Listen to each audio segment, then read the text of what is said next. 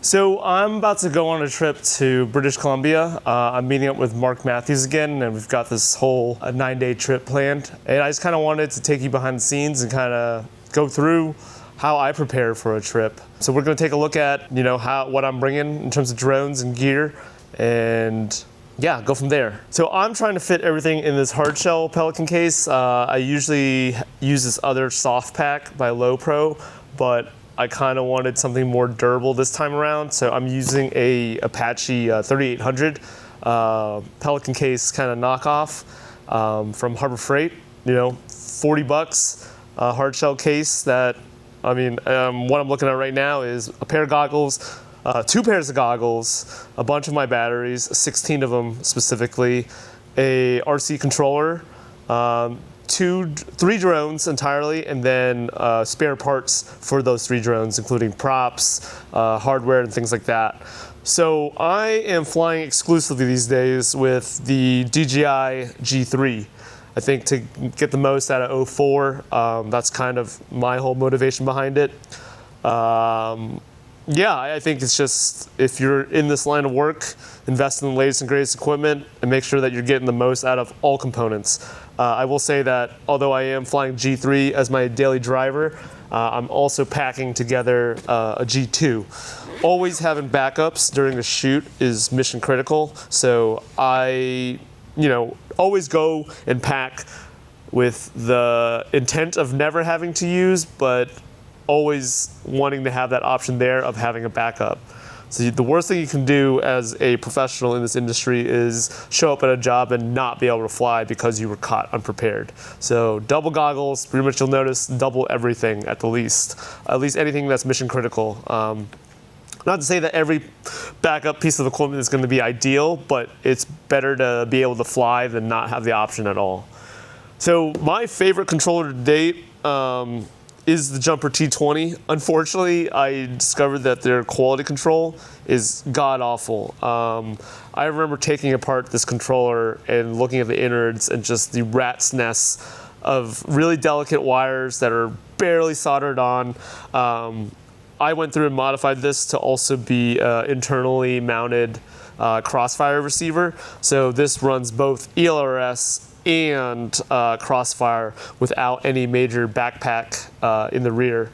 Also upgraded the gimbals. That's pretty much what motivated me to open the controller in the first place, and then saw all the innards. And yeah, this form factor is just full-size gimbals in a close enough to a gamepad style or format. I will say that, typically I am flying the Boxer, but as I am trying to come up with a travel kit, I am more interested in, at least 1 watt output for whatever protocol and as small of a form factor as possible.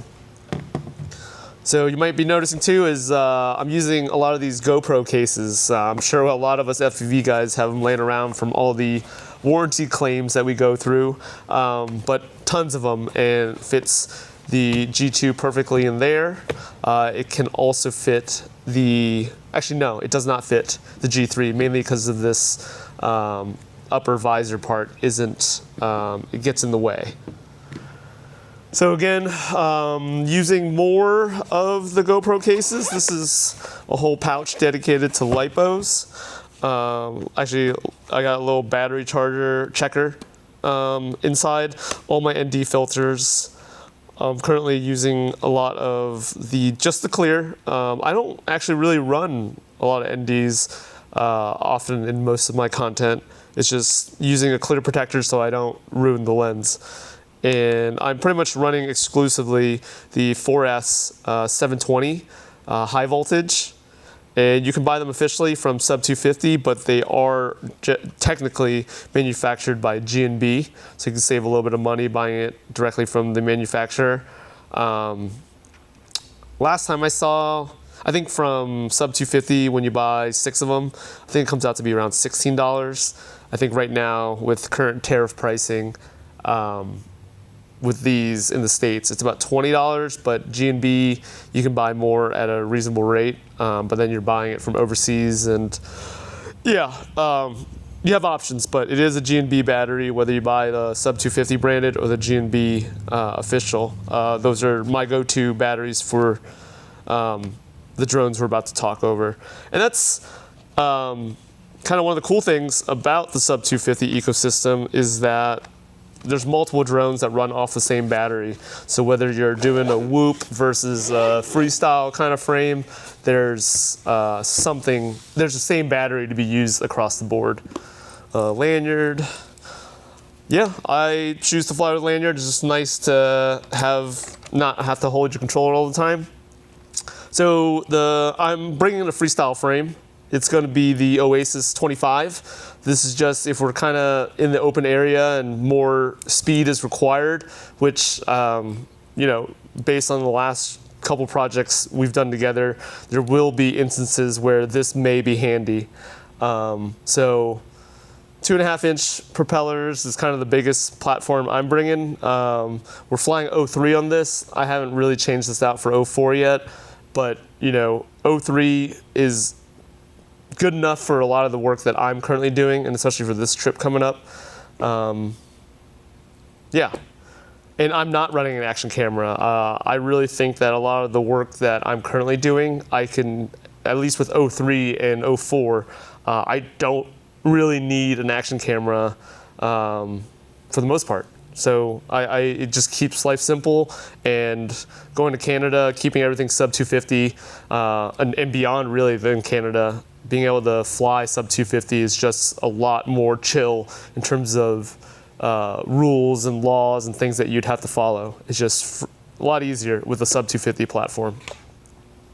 And really the main drivers, and if you look at anything on my Instagram or social media, pretty much for 2025 has been filmed with this. This is the Huma 20, 2-inch whoop, and it's just kind of all I need to do most of the mountain bike chasing I've done.